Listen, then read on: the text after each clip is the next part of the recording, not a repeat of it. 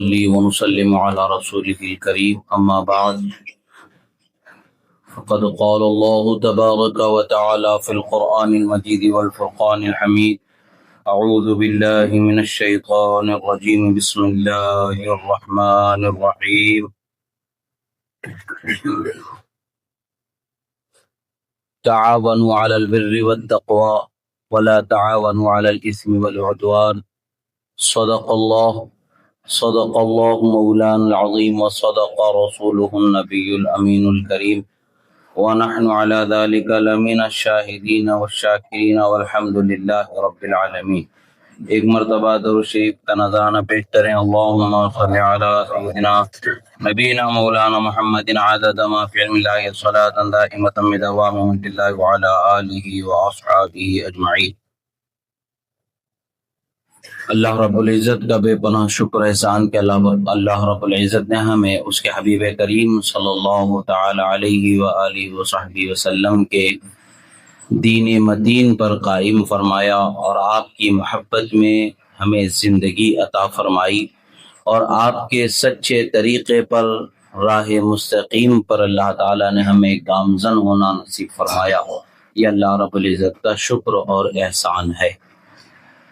اللہ کے رسول صلی اللہ تعالی علیہ وسلم کی محبت میں ہی جینا ہے، ان کی محبت ہی میں مرنا ہے، ان کی محبت ہی سے ہماری زندگی کی کامیابی ہے۔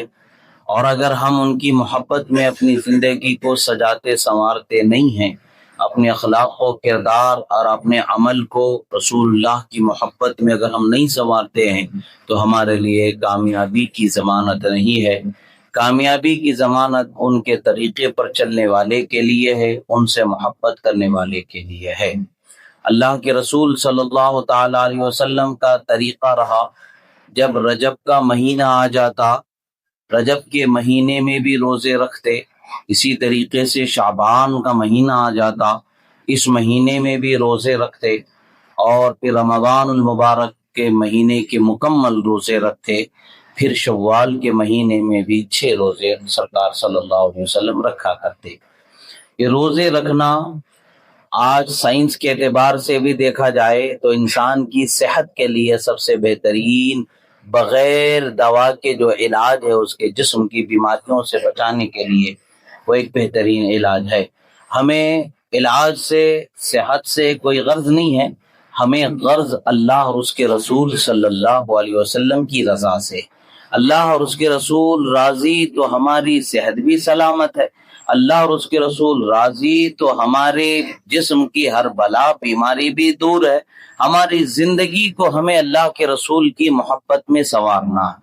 سرکار مدینہ صلی اللہ علیہ وسلم کی عادت کریمہ تھی، آپ دعا فرمایا کرتے تھے جیسے ہی رجب کا مہینہ آ جاتا تھا۔ احادیث مبارکہ میں آتا ہے کہ آپ دعا فرماتے تھے اللہم بارک لنا فی رجب و شعبان وبلغنا رمضان۔ فرماتے تھے کہ اللہ ہمارے لیے رجب کے مہینے میں برکت عطا فرما، پھر فرماتے تھے اللہ ہمارے لیے شعبان کے مہینے میں برکت عطا فرما، پھر آپ دعا فرماتے تھے کہ اے اللہ ہمیں رمضان کا مہینہ نصیب فرما۔ یہ کیسی بات ہے کہ سرکار رجب کے مہینے میں برکت کی دعا فرما رہے، شعبان کے مہینے میں برکت کی دعا فرما رہے، اور دعا کے ساتھ رمضان المبارک کے مہینے کی زندگی کی دعا فرما رہے۔ سوچنے کی بات ہے، اللہ کے رسول جس زندگی کے لیے جس مہینے کے وصول کی دعا فرمائے، وہ مہینہ کتنا برکت والا ہوگا، اور اس مہینے کی زندگی کیسی رحمت والی، وہ برکت والی۔ آج ہمیں رمضان المبارک کی تیاری میں اپنے وقت کو گزارنا ہے، اپنی صحت کی کم و بیشی کو دور کرنا، اپنے آپ کو رمضان المبارک کے لیے روزے رکھنے کے لیے تیار کرنا ہے۔ جسمانی صحت کی جو کمزوری اپنے اندر محسوس ہو رہی ہے، اس کو دور کرنے کے لیے اپنے آپ کو تیار کرنے کی ضرورت ہے۔ ساتھ ہی ساتھ رسول اکرم صلی اللہ علیہ وسلم کی عادت کریمہ تھی کہ آپ صلی اللہ علیہ وسلم رجب کے مہینے میں بھی روزہ رکھا کرتے تھے اور شعبان کے مہینے میں بھی روزہ رکھا کرتے، یہاں تک کہ ام المومنین حضرت بی بی عائشہ صدیقہ رضی اللہ تعالیٰ عنہ فرماتی ہیں کہ اسی طریقے سے حضرت ام سلمہ رضی اللہ تعالیٰ عنہ بھی فرماتی ہیں، उम्मुल المومنین بی بی عائشہ فرماتی ہیں گویا کہ سرکار شعبان میں ایسے روزہ رکھا کرتے تھے ایسا لگتا تھا کہ سرکار نے پورا مہینہ روزے میں گزار دیا. حالانکہ کچھ روزے رکھتے تھے، کچھ روزوں کو چھوڑتے تھے. ہمارے لیے بھی یہی حکم ہے کہ شعبان کی 15 تاریخ سے پہلے روزے رکھیں اور اس کے بعد میں اپنے جسم کو تھکنے سے بچائیں، رمضان کی تیاری کریں. مگر اگر کوئی رکھتا ہے تو وہ غلط نہیں، رکھ سکتا، اس کے لیے جائز ہونا، مشروع ہونا ثابت ہے سرکار مدینہ صلی اللہ تعالی علیہ وسلم سے. یعنی رمضان سے پہلے شعبان کے مہینے میں بھی زیادہ سے زیادہ روزہ رکھنا یہ سنت کریمہ رسول اکرم صلی اللہ تعالی علیہ وسلم کی ہے. سرکار کا یہ فرمانا کہ حضرت ام سلمہ فرماتی ہیں ما رأیت النبی صلی اللہ علیہ وسلم یصوم شہرین متتابعین الا شعبان و رمضان. فرماتی ہیں کہ بخاری شریف میں بھی یہ حدیث ہے، سنن ابو داود میں ہے، سنن نسائی میں یہ حدیث مبارکہ ہے. سرکار کی زوجہ محترمہ ام المومنین بی بی سلمہ رضی اللہ تعالیٰ عنہ فرماتے ہیں میں نے سرکار کو لگاتار روزے رکھتے ہوئے 2 مہینوں میں دیکھا ہے، شعبان میں اور رمضان میں سرکار لگاتار روزہ رکھا کرتے تھے. اس سے پتہ کیا چلتا ہے اب ہمیں رمضان کی تیاری میں وقت گزارنے کا وقت شروع ہو چکا. رمضان المبارک سے پہلے والا جو مہینہ ہے شعبان کا مہینہ، اس مہینے کو رسول اللہ صلی اللہ علیہ وسلم فرمایا شعبان و شہری و رمضان و شہر اللہ. شعبان میرا مہینہ ہے اور رمضان اللہ رب العزت کا مہینہ ہے. رمضان میں اللہ تبارک و تعالی اجر و جزا عطا فرماتا ہے، رحمتوں کا نزول فرماتا ہے. اور شعبان کے مہینے میں انسان روزہ رکھتا ہے اور رسول اکرم صلی اللہ تعالی علیہ وسلم کی سنتوں کو زندہ کرتا ہے، تو گویا کہ وہ رسول اللہ صلی اللہ تعالی علیہ وسلم کی بارگاہ میں زیادہ سے زیادہ اجر و ثواب کا حقدار ہوتا ہے. اب حال یہ ہوتا ہے کہ زمانے جاہلیت سے بھی رجب کے مہینے کی تعظیم و توقیر ہوتی رہی، اس مہینے کا اہتمام ہوتا رہا، اور اسلام میں بھی اس مہینے کی عظمت تعظیم و توقیر باقی ہے. تو اس مہینے میں لوگ زیادہ خیر کے کام میں، زیادہ نیکیوں کے کام میں وقت گزارا کرتے ہیں، اس مہینے کو وہ لوگ زیادہ اہتمام سے گزارتے ہیں. اور پھر اس کے بعد رمضان کا مہینہ آ جاتا ہے، بیچ میں ایک مہینہ شعبان کا گزرتے ہی رمضان کا مہینہ آ جاتا ہے. رمضان المبارک کے مہینے میں بھی لوگ زیادہ خیر و نیکی کے عمل کی طرف توجہ کرتے ہیں. حج کرنے والے، عمرہ کرنے والے عمرے کے لیے نکلتے ہیں، زکوٰۃ ادا کی جاتی ہے، صدقہ خیرات کیے جاتے ہیں، روزے رکھے جاتے ہیں. جتنا ہو سکے انسان کو جو ہے وہ نیکیوں کی طرف مائل رہتا ہے. حضرت امام بلخی علیہ رحمت و رضوان فرماتے ہیں کہ رمضان المبارک کا مہینہ تو برکت والا، عظمت والا، شان والا ہے ہی، ساتھ ہی ساتھ شعبان کا مہینہ یہ قرہ کا مہینہ یعنی قرآن کی تلاوت کرنے والوں کا مہینہ ہے. جب جیسے ہی یہ مہینہ آتا رمضان المبارک میں تراویح سنانے والے ہو یا نہیں سنانے والے ہو، قرہ جو قرآن کی تلاوت کرنے والے ہیں وہ تلاوت میں اپنے وقت کو صرف کیا کرتے ہیں. یعنی تیاری میں، رمضان المبارک کی تیاری میں اپنے وقت کو گزارا جاتا. ایسے ہی سرکار مدینہ صلی اللہ تعالی علیہ وسلم نے فرمایا جب لوگوں نے رسول اکرم صلی اللہ تعالی علیہ وسلم کو شعبان کے مہینے میں زیادہ روزہ رکھتے ہوئے دیکھا تو رسول اکرم صلی اللہ تعالی علیہ وسلم سے پوچھا. حضرت اسامہ ابن زید رضی اللہ تعالی عنہ سے حدیث مبارکہ ہے، آپ فرماتے ہیں کہ انہ قال قلت یا رسول اللہ صلی اللہ علیہ وسلم.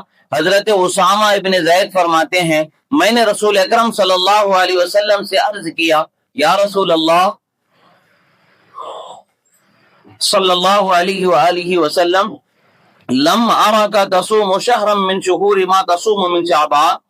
یا رسول اللہ جس قدر شعبان کے مہینے میں میں آپ کو روزہ رکھتے ہوئے دیکھتا ہوں، رمضان المبارک کے علاوہ دوسرے مہینوں میں اگر آپ کو روزہ رکھتے ہوئے، زیادہ تر روزہ رکھتے ہوئے جب بھی میں دیکھا ہوں وہ شعبان کا ہی مہینہ ہے جس میں آپ اکثر روزہ رکھا کرتے ہیں. آخر وجہ کیا ہے یا رسول اللہ؟ اس مہینے میں زیادہ روزہ رکھنے کے اہتمام کرنے کی وجہ کیا ہے یا رسول اللہ؟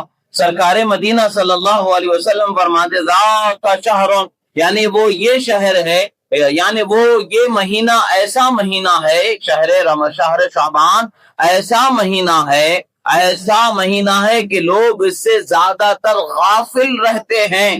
سرکار فرماتے ہیں رجب میں رمضان میں لوگ نیکیوں کا اہتمام میں وقت گزارتے ہیں، اہتمام کرتے ہیں، مگر رجب اور شعبان رمضان کے درمیان کا جو شعبان کا مہینہ ہے یہ لوگ اس میں غافل ہو جاتے ہیں، نیک اعمال سے عبادت کرنے سے غافل ہو جاتے ہیں۔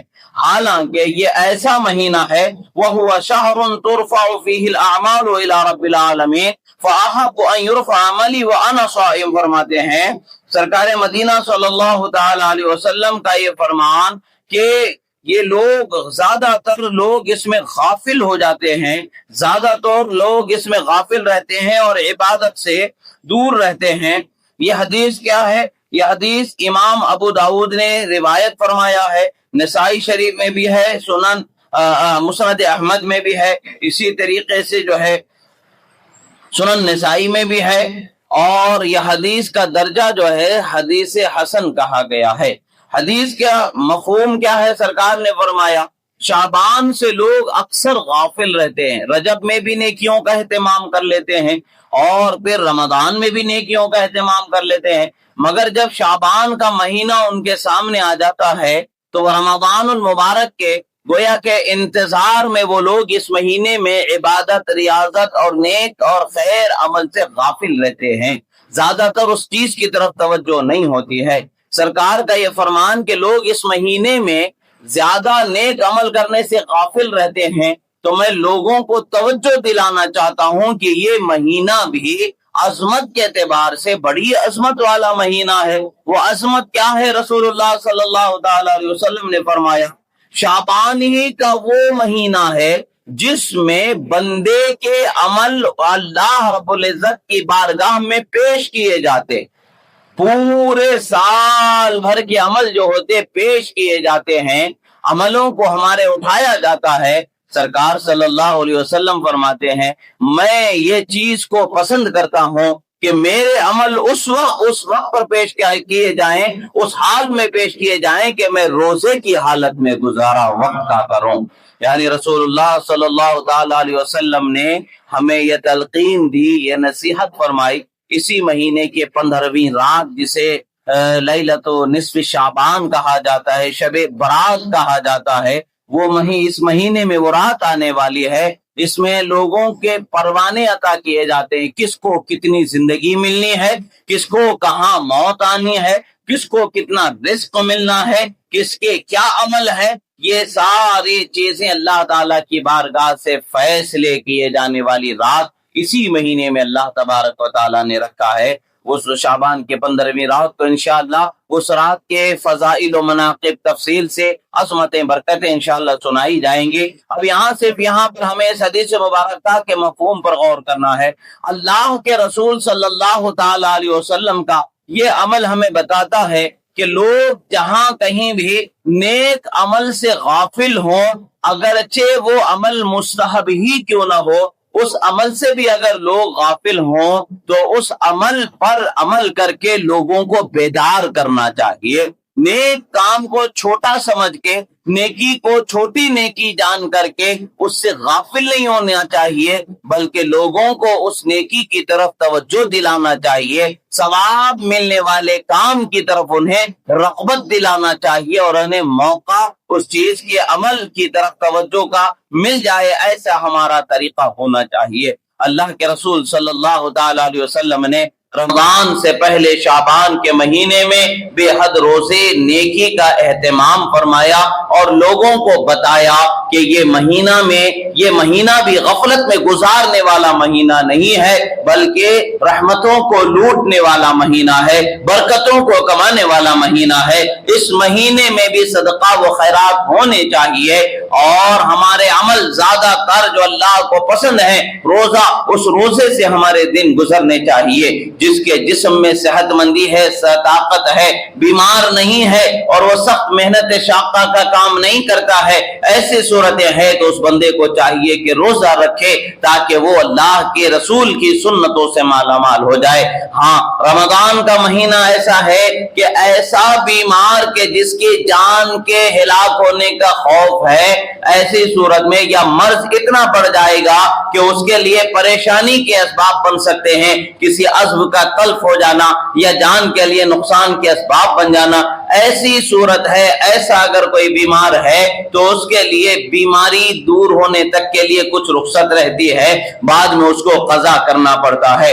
वरना आम तौर से लोगों का हाल जो बन गया है, कभी सर में दर्द आ गया तो रोजा छोड़ दिया रमजान मुबारक का, कभी थोड़ा सा पेट का दर्द आ गया, बदन का दर्द आ गया, कभी ये हो गया कभी वो हो गया तो जान अच्छा नहीं है, बहाना बनाया रोजा छोड़ दिया। ये तरीका गलत है। बीमारी में रुख्सत है, मगर बीमारी की भी एक लिमिट है कि किस दर्जे की बीमारी हो, किस तरीके से बीमारी है, तब जाकर के उसमें रुख्सत होती है। या फिर अगर कोई बंदा सफर कर रहा है 93 किलोमीटर या उससे ज्यादा का वो सफर कर रहा है कमोबेश, तो उस बंदे के लिए रुख्सत होती है कि सफर के जितने दिन है उतने दिन वो रोजा ना रखते हुए बाद में उन रोजों की कज़ा करे।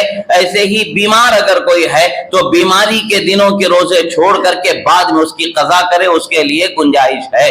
मगर सरे से रोजों ही को छोड़ देना, कज़ा भी नहीं करना और अपने काम धंधे का हाल ऐसा लोग बना लेते हैं, व्यापार तिजारत की कैफियत ऐसे बना ली जाती है कि भाई धंधा बहुत ज्यादा रहता है, हमें ये काम करना पड़ता है, हमें वो काम करना पड़ता है।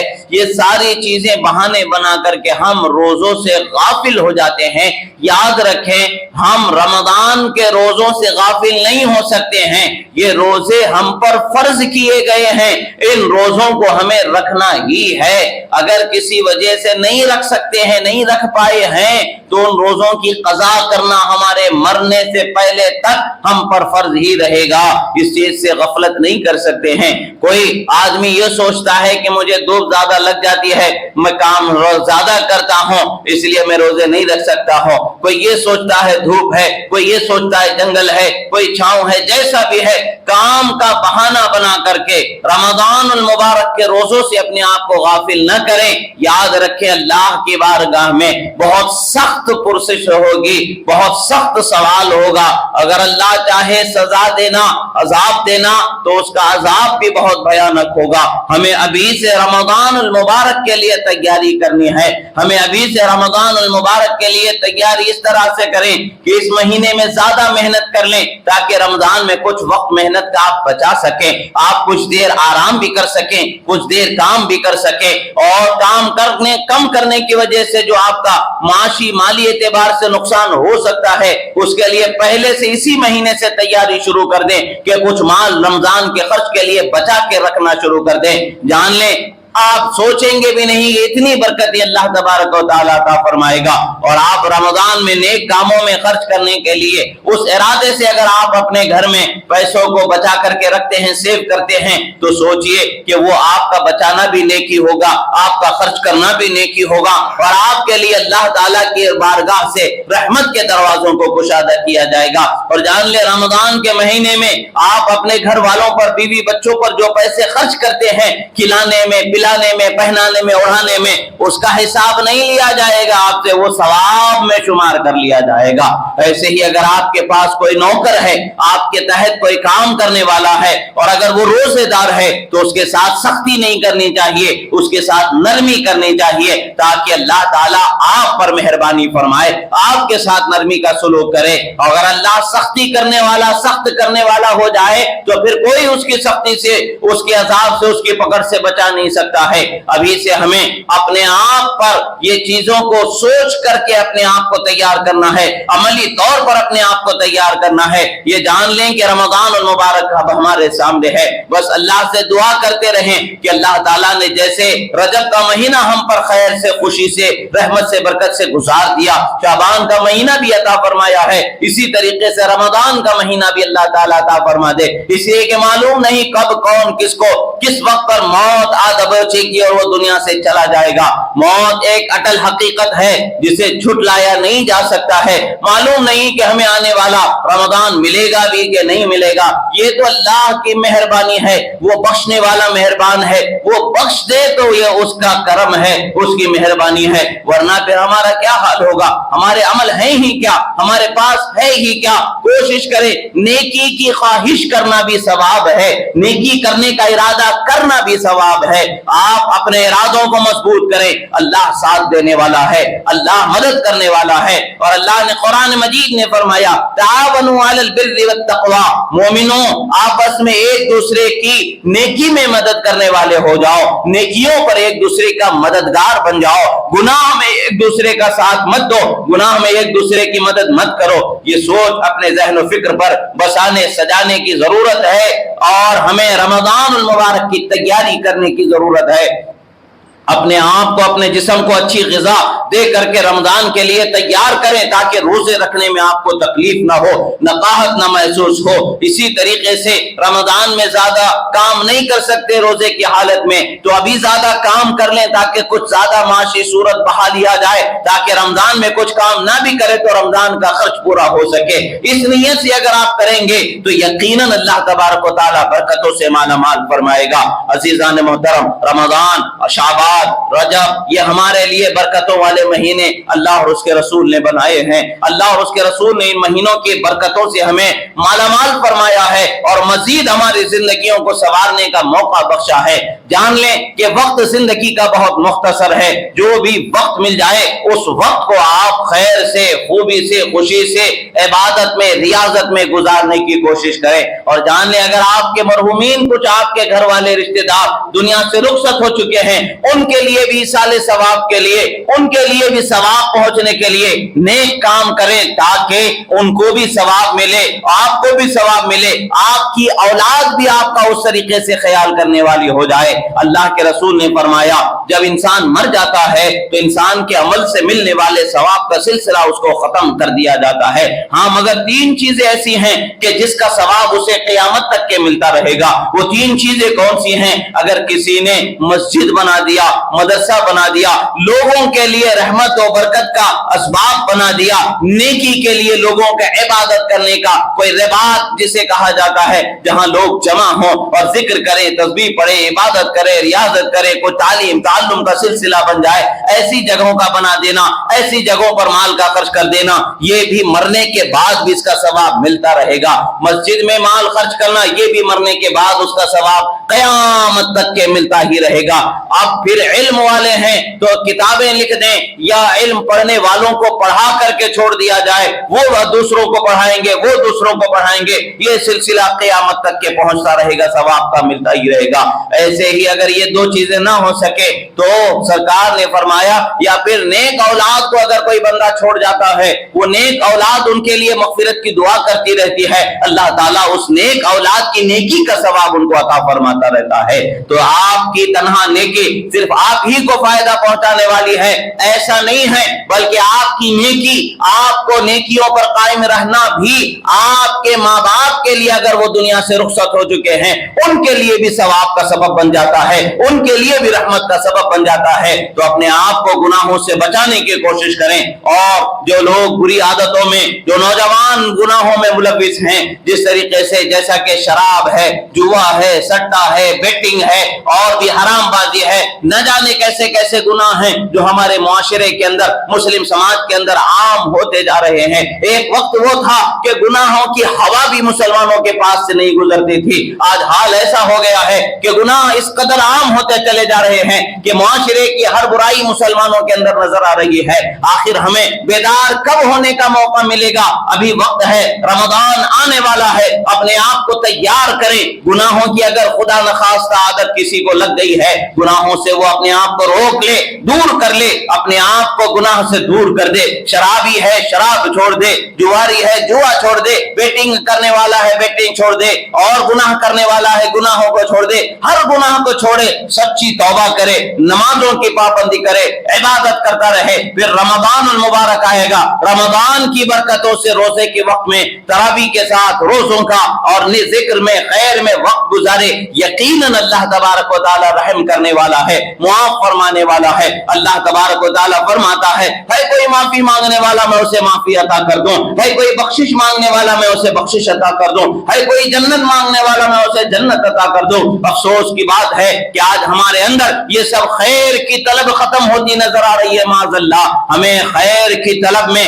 زیادہ تر زیادتی کرنے کی ضرورت ہے، نیکیوں میں اور بڑھاوا کرنے کی ضرورت ہے، اچھے کاموں کو زیادہ کرنے کی ضرورت ہے، برائیوں سے خود بھی بچنا، اپنے دوست احباب کو بچانے کی کوشش کرنے کی ضرورت ہے۔ جب تک کہ ہم ان نیکیوں پر پابند نہ ہو جائیں گے ہمارے لیے فلاح و نجات کے راستے نہیں ہے۔ اللہ رب العزت کی بارگاہ میں دعا ہے جو کہا گیا کہنے میں سننے میں جو غلطی ہوئی اللہ تعالیٰ اسے معاف فرمائے، جو حق و صحیح کہا گیا اللہ تعالیٰ اسے قبول فرمائے، اور ہمارے لیے شعبان کے مہینے میں برکت عطا فرمائے، رمضان کی زندگی نصیب فرمائے، رمضان کے روزے قبول فرمائے، روزے رکھنے کی توفیق عطا فرمائے، تلاوت قرآن کی توفیق عطا فرمائے، عبادت اور ریاضت کی توفیق عطا فرمائے۔ پروردگار ہمارے گناہوں کو معاف فرما، ہماری خطاؤں کو معاف فرما، جو بیمار ہیں انہیں شفاء کاملہ و عاجلہ عطا فرما، جو قرض دار ہیں انہیں بارے قرض سے سبکدوشی عطا فرما۔ پروردگار جن کے گھروں میں جوان بیٹے بیٹیاں بھائی بہن غیر شادی شدہ ہے مولا ان کے شادیوں کے اسباب مہیا فرما، ان کا بہتر و تابندہ مستقبل فرما،